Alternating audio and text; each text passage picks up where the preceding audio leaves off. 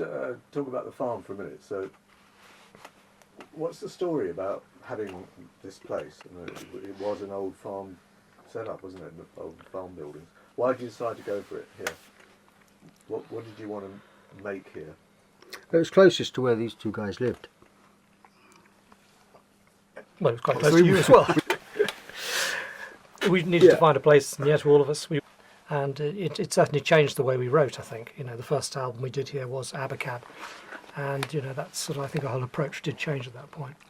I mean, at that point, in fact, this was a huge garage. And we were going to convert this. So the house, which is across the way, beautiful kind of, timbered house. We bought that because we wanted to get the garage. And so we thought, eventually the crew will stay in that. They'll live in it, They're Armenians. I mean, they'll do what they're told, Well, that didn't work out because the crew, all had girlfriends. And the boys, we get on great because of the music. The roadies get on great because of what they do. But women, they had no interest in it particularly, and you were lucky if you found one that liked the other. So, consequently, that ended up over a long term not being used by the roadies, and just one person lived there with his girlfriend. But when Abacab, we wrote in the house. We set up in the living room while this was being built, and we wrote all of Abacab there, and then as soon as the studio was finished, we moved into here. And this wasn't built either. On the other side was a control room that we had built, wishing we had enough money to make this, but that would come later. So we actually recorded the Mama album and Abacab. And some solo stuff over there, yeah. Well, I think the things that that proved that, I'd recorded and kept all the cassettes from all the rehearsals, and sometimes, it sounded so great on the tape, and some things could have been recorded like that and then edited instead of recreating them in a studio. So, when we finally got our own place, it was we could record that properly without me having to worry about did I press record all the time, because that was my job. And we had the window because most studios like to feel like it's midnight all the time, and here we just wanted to see, daylight. So it was just perfect to have that set up. Really, out there was a recreation room with a fireplace, and we ate here. So it was all it's a great setup. It's interesting that you said it kind of made it, in a way, influenced the way the records were made, and therefore maybe influenced the sound. Abacab was, you said, was a record you had to make to kind of change the way you sounded to some extent. So. Oh, that was Hugh too. I mean, Hugh was an important. Well, we got a different engineer that did make a big difference. Yes, it's maybe in coincidence that it sounded. I mean, it was because obviously in that time we were still writing in one room and then recording in another here. Although we could adapt it a bit here. And the songs I sort of really remember making a big difference on were things like Mama and Home by the Sea, where we actually put on the big machines, the 24-track machines, which of course nowadays you don't have things like that. But in those, that meant that whatever you put down was kind of serious. You had it properly, and we could listen to it. And Home by the second half of Home by the Sea, which was sort of like the instrumental part, was very much made up of listening to that and extracting what we thought was good and sort of fiddling about with it and doing that sort of thing with it in a way you couldn't really do with the cassette situation so well. And the other thing was, obviously the other thing, actually I'm not being down on Dave Henshaw, but the little stereo sound he got from his tapes, rehearsal tapes, they kind of sounded bigger than the record. Some of those early records, they sounded a bit small. Until we got here, and then we got Hugh, really. Any example of that?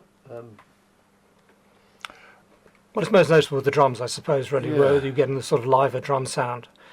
Which sort of was, well, I suppose it was sort of coming in everywhere a little bit. I mean, it was Peter's album, his third album with things like The Intruder and all that, which Phil obviously was the drummer on. That kind of very ambient drum sound was much more like drums sounded. I mean, we'd always been big fans of the John Bonham kind of sound, particularly the song Kashmir, and just the size of that drum ambience of it, rather than. And Dave was very much proud of the previous sort of generation. We went for the sort of almost the tea towel approach. You put the drums to make them sound as dead as possible thing, and it sort of was a sort of, we were somewhere in between the two at the time. But when we tried to go for the John Bonham sound on Squonk, we didn't really get there because that wasn't really Dave's forte, and sort of by the time we got to Abacab and we wanted to get that similar kind of sound, we knew how to get it.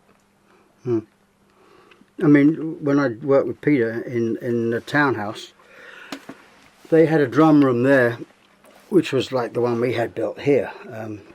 Stone, all the things you wouldn't normally put in a studio. So we were able to get that at the drop of a hat. And,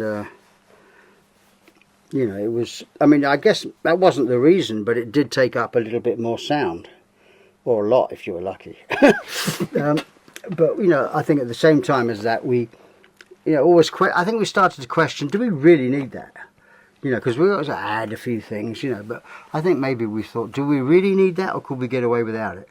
And sometimes the keyboards, we did one less layer of keyboards or something, and it kind of gave it the impression of it being scaled down. But it was just... we were all like, we always like to change, so it was something that, as long as we thought it sounded like us, then we did it. Kind of sounded more like we sounded live, you know what I mean? Just when we were in a room playing. A bit more of a racket. I was wondering that, because early Genesis live, just looking at the old videos, actually you're banging away on those drums, but when you listen to the record of that, it does sound muted. So it's. I think the drums are the big change, really, and the ambient sound. I think the reason, as Phil said, we could do without certain things was because the drums, because of that side, were very stereo.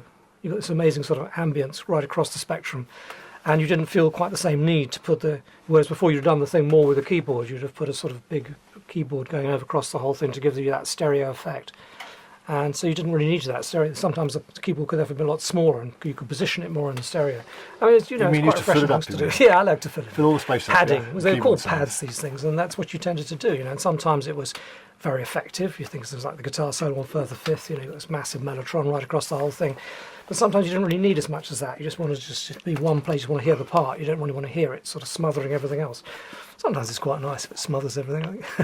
But the drums kind of took over that role a little bit more. And you listen to something like Dodo, where the sort of drums are sort of really big, and the keyboard's a bit smaller. Makes a change. We haven't ever really been a clean band, have we? You know what I mean? In the middle is all the sort of. There was a sort of.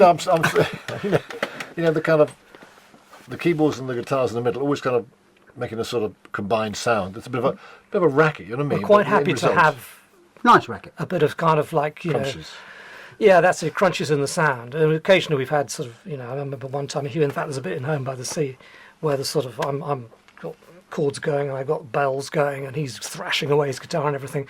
When Hugh sort of threw his hands up in despair, said, "I can't take this. It's awful," But it's kind of what we wanted. There's a moment when everything's complete cacophony, and then out of that comes a sort of serene little bit afterwards, and it really works, I think, and we like that, don't we? Mm-hmm. We do. Fantastic.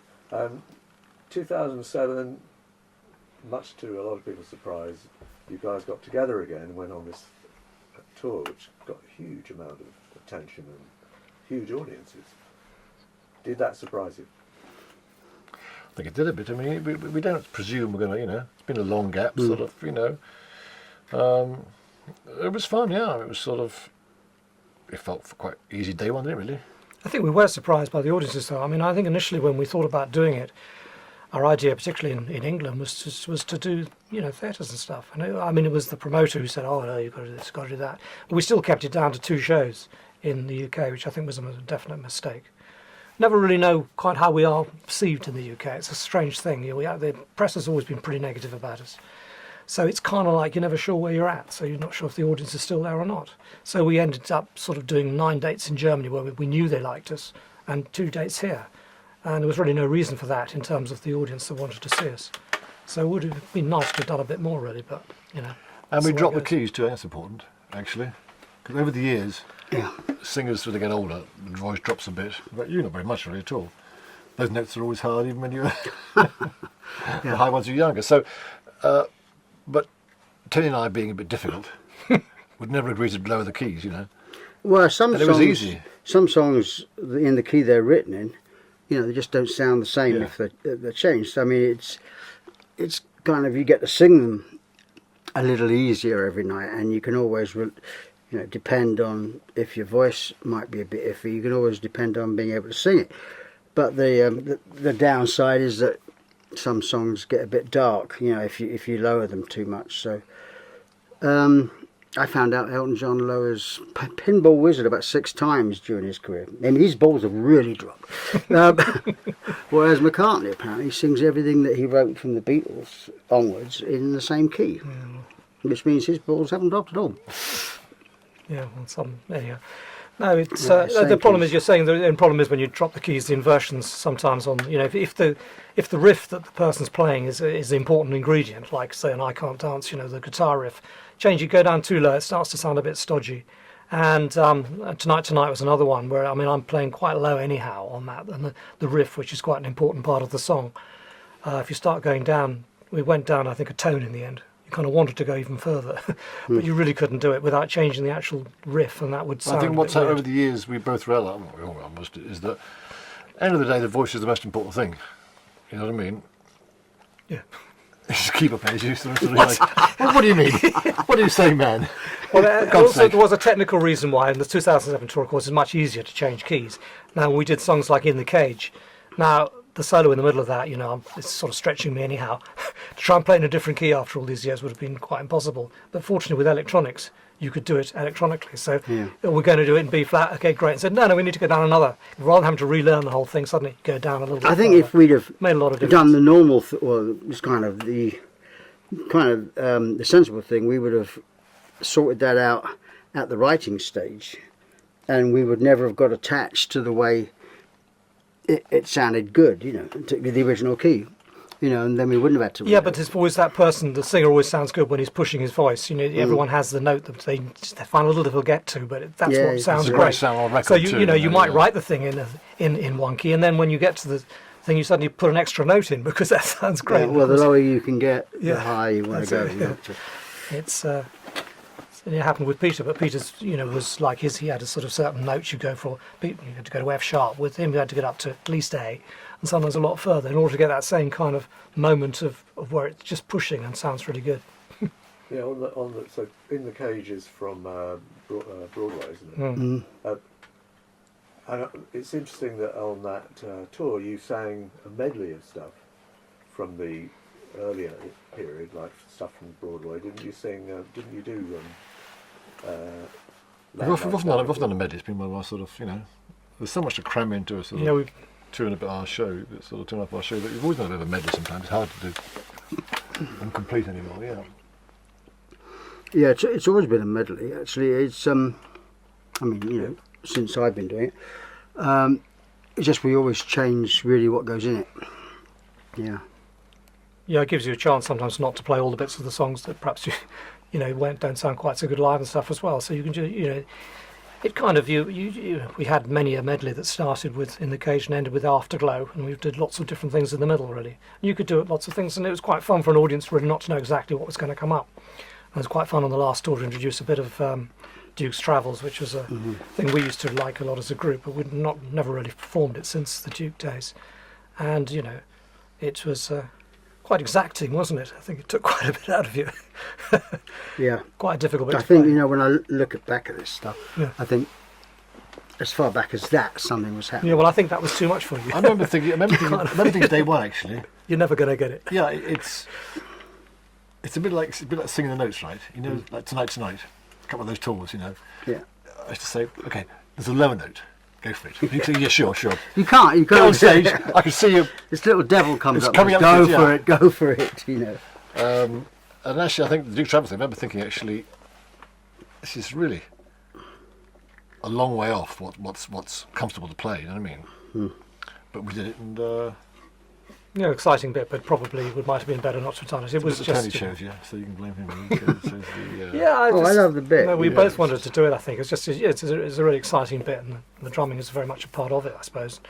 So it's quite a test for you at Chester, actually, sort of to get back into playing. Like, I mean, he's trying to play as an old man trying to play like he was a little young chap, quite tough. Yes.